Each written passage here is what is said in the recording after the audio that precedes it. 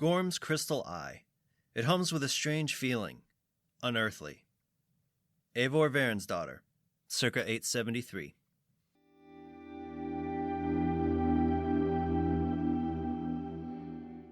Hello and welcome to Visions of the Past.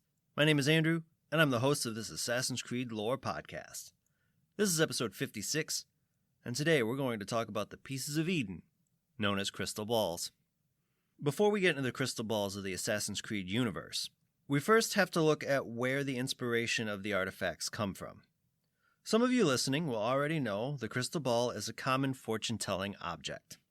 Generally, they are associated with clairvoyance, a claimed ability to gain information without the physical senses, and scrying, the act of looking into something in the hope of detecting significant messages or visions. And they also sometimes are called crystal spheres and orbucleums. Their use was first described in the 1st century by Pliny the Elder, a Roman author, and by the 5th century were widespread throughout the Roman Empire and condemned by the Christian Church at the time as heretical. By the Victorian era, the use of crystal balls was a popular pastime, and by the 20th century were popular props used by stage magicians. Like the crystal skulls we have talked about before, there are a handful of famous crystal balls within history. The Scepter of Scotland, for instance, holds a small crystal ball that is said to originally been possessed by Celtic druids. There was also one among the grave goods of Frankish king Childeric I that was discovered in 1653, but after the grave goods were stolen from a French royal library in 1831, the crystal ball was never recovered. Within Assassin's Creed, we've seen 2 separate crystal balls over 3 separate projects. First, showing up in the Facebook game Assassin's Creed Project Legacy, and the most well-known crystal ball, showing up in Assassin's Creed 3 and returning in Assassin's Creed Valhalla. The crystal ball that was shown in Project Legacy was held by Edward Kelly, with it coming into his possession sometime before 1587. In 1587, Kelly was working with John Dee with the Book of Abraham, journals written by Nicholas Flamel that contained the learnings of Abraham Wurzburg, and the crystal ball, with the gold to create gold. It's unknown when Kelly no longer was in possession of the crystal ball, or what happened to it after it was in Kelly's possession. I do want to warn you that discussing the more well-known crystal ball will include spoilers from Assassin's Creed Valhalla. With that being said, the other crystal ball first appeared within the series in the 870s, when it was in the possession of the Order of the Ancients. After Gorm Kjotve's son was exiled from Norway in 872, he joined the Order of Ancients, and by 873 was a magister within the order. Gorm eventually came into the possession of a crystal ball that spoke to him. Through the ball, Juno gave Gorm directions to take the ball to Vinland, and once there, Gorm used slave labor to find the Grand Temple in an attempt to free Juno of her captivity within it. Eventually, Eivor Varinsdottir, the woman who was responsible not only for Gorm's exile, but also the death of his father Kjotve the Cruel, found out that he was in Vinland and traveled there under the guise of a slave. Eivor did end up killing Gorm and acquired the crystal ball, going so far as to take the ball to the entrance of the Grand Temple. At the entrance to the temple, Eivor heard Juno's voice emanate from the crystal ball, talking about calculations, and decided that the ball was not for her. After listening to stories from the Karen-Hayakian Ayate, the local tribe of Cananea Kahaka, Eivor left the crystal ball in their care, believing that the crystal ball belonged in Vinland, and that hopefully, one day, they would be able to figure out its purpose. Over time, the ball stayed with the Cananea Kahaka, but by 1769, it was held by the village of Canatisatan, where, on October 4th, 1769, a 13-year-old Ratagahetan activated the crystal ball and saw within the nexus. Here he communicated with Juno, who directed him to become a member of the Assassin Brotherhood during a spiritual journey where they took the form of eagles, so he could keep the Grand Temple safe and acquire its key, allowing him to keep it safe for Desmond to eventually find it. After the spiritual journey, Ratagahetan left Canatisatan to join the Assassin Brotherhood, but wouldn't acquire the key for another 13 years. After getting the key from Charles Lee, Ratagehetan returned to Cantata to find that it was abandoned, but that they had left the crystal ball behind. Picking up the ball, Ratagehetan once again communicated with Juno, who explained to him that even though his people had left, everything was for the better, and that he must hide the key that he got from Lee where no one would think to look, and that after hiding it, he could do as he pleased. When asked about his people, Juno responded that he did save the place, and that was his people's purpose. And while that wasn't enough for Ratagehetan, Juno informed him that what he strives for did not exist, and that he did make a difference, and he would do so again.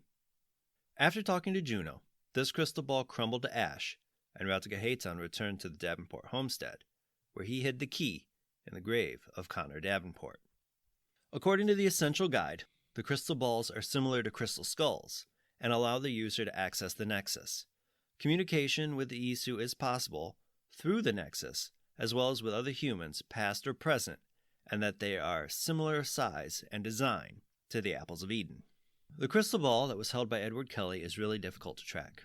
Not only is it only shown within the old defunct Facebook game Lost Legacy, the story is from the perspective of Kelly's stepdaughter, Elizabeth Jane Weston, which means we miss much of the use of both the crystal ball and the Book of Abraham. The way that Elizabeth learns of Kelly's work with the crystal ball is from her brother John Francis, who tells her that Kelly communicates with angels through the ball, and eventually she finds a piece of Eden in the room of John D., but her description of it is only that it's made of the shiniest gold, making it unclear if this is the crystal ball or if it's an apple of Eden. Most of the other information that we get from Elizabeth's story is mostly about how Edward Kelly and John D. interact, and some information from later in Elizabeth's life, around the time of her marriage to Johannes Leo. If we take a look at what is historically known about Edward Kelly and look at it next to the story that we're presented with, we get an idea on what's going on. Historically, Edward Kelly was an occultist and self-declared spirit medium, and was best known for working with John D. Kelly claimed to have the ability to summon spirits or angels in a mirror that was called a shrew stone. He also claimed to be able to turn base materials into gold, and to have the Philosopher's Stone, which supposedly could do this and allow for someone to achieve immortality. What is most important about Kelly's life that is important to the story of the crystal ball is that he claimed that angels in his shrew stone communicated with him in a language he called angelic, and then he relayed this information to John D.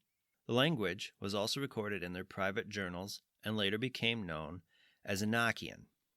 This claim, and the created language, easily can be translated into Kelly's communication with the Isu within the Nexus, even going so far as to learn their language and how to write it. Even though Project Legacy has been unavailable since 2013, it was an interesting way to give us small stories like Kelly's, which in itself is an interesting story that could easily be expanded on in other mediums. The crystal ball in Assassin's Creed 3 really wasn't anything more than something to get Ratagehetan started on his journey and to tie Juno into the overarching narrative of the opening of the Grand Temple. It allowed to show that she was the mastermind behind getting Desmond the pieces that he needed to open the temple so he could save the world and release her. I did wonder if the temple would be teased or a place that we could go when it was announced that Vinland would be part of Assassin's Creed Valhalla, but I had absolutely no idea that it was going to be as in-depth as it turned out to be. While the presence of the crystal ball in Valhalla is a great way to show how it got to North America, it ends up giving us more questions to ask. First and foremost, who created the crystal balls? Was it Juno herself, based on calculations on who was going to be needed to release her from the Grand Temple? Were they meant to commune across time and space to give us warnings? Will these even be questions we see answered, or will they just let the lore of the crystal balls set for another 8 years before we see them again? Only time will tell. Thank you for joining me today. Be sure to tune in every Tuesday for new episodes. If you love the Visions of the Past podcast, I'd love for you to subscribe, rate, and give a review on Apple Podcasts. If you have any questions about Assassin's Creed or topics you'd like me to cover, please feel free to hit me up on Twitter and Instagram at visions_AC. You can find those links in the show notes below. Until next time, my assassin friends, make sure to follow the creed, and to those Templars listening, may the Father of Understanding guide you.